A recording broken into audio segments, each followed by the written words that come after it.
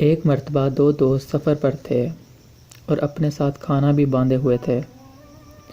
ایک جگہ پہنچ کر ان کو بھوک لگی اور دونوں کھانے کی نیت سے بیٹھ گئے۔ ان میں سے ایک کے پاس 5 روٹیاں تھیں اور ایک کے پاس 3۔ ابھی وہ کھانا کھانے ہی لگے تھے کہ ایک اور مسافر وہاں سے گزرا اور ان کو کھانا کھاتے دیکھ کر کہنے لگا کہ میرے پاس پیسے تو ہیں لیکن کھانا نہیں ہے۔ پھر وہ اجازت لے کر ساتھ کھانے لگا۔ جب کھانے سے فارغ ہو گئے تو تیسرے آدمی نے 8 درہم دیے اور کہا دونوں آپس میں بانٹ لو۔ جب وہ آدمی چلا گیا اور درہم بانٹنے کی باری آئی تو ایک دوست کہنے لگا کہ میری 5 روٹیاں تھیں اس لیے میں 5 درہم لوں گا۔ دوسرا دوست کہنے لگا لیکن ہم تینوں نے برابر کھانا کھایا ہے اس لیے تقسیم بھی برابر ہوگی اور 4 درہم حصے میں آئیں گے۔ لیکن معاملہ نہ سلجھا اور لڑائی میں بدل گیا۔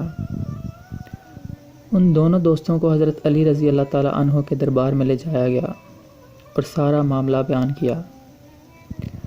حضرت علی نے 3 روٹیوں والے آدمی سے کہا کہ تمہارا دوست جو تمہیں 3 درہم دے رہا ہے وہ لے لو، کیونکہ حساب سے تو تمہارا صرف 1 ہی درہم حصے میں آتا ہے۔ وہ شخص کہنے لگا اگر آپ حساب سمجھا دیں تو میں 1 درہم ہی لے لوں گا۔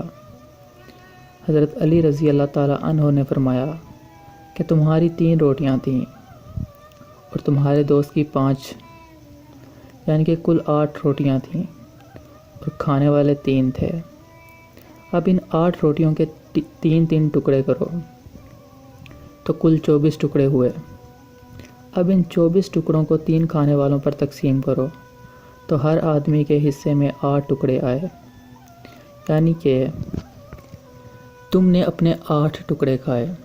اب غور سے سنو، تمہاری 3 روٹیوں کے 3 ٹکڑے کرو تو 9 ٹکڑے بنے، جس میں سے 8 تو تم نے خود کھا لیے اور 1 اس مسافر نے، جس کی وجہ سے تمہارا صرف 1 ہی درہم حصے میں آتا ہے۔ اور تمہارے دوست کی 5 روٹیاں تھیں اور 5 روٹیوں کے 15 ٹکڑے کرو، جس میں سے اس نے صرف 8 کھائے اور باقی 7 اس مسافر نے کھائے، جس سے 7 درہم تمہارے دوست کے ہوئے۔ یہ فیصلہ سن کر وہاں پہ موجود سب آدمی حیران رہ گئے اور اس 3 روٹیوں والے آدمی کو 1 درہم لینا پڑا۔ بے شک حضرت علی رضی اللہ تعالیٰ عنہ علم و حکمت کا ایک بے مثال نگینہ ہے۔